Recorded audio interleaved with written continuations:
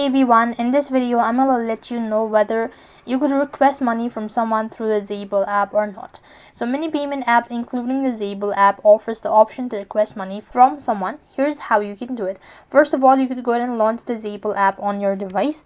You could use an application or a web browser. Either way, the procedure is going to remain the same. Then go ahead and tap the login button and then log in into your account. Once logged in, look for an option like money request, ask payments, or something similar in the app's menu or home screen. You could choose the person that you want to request money from. You can typically select them from your contact list or by manually entering their email address, phone number, or username associated with their Zable account.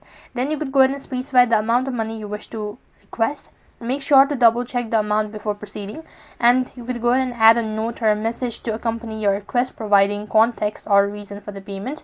Then go ahead and review and confirm, send the request, and wait for the response or receive the payment. So that's how you can request money from someone through the Zable app. That is all for this video. I hope the video was helpful. Make sure to like, share, and subscribe to our channel. Thank you for watching. See you in the next video.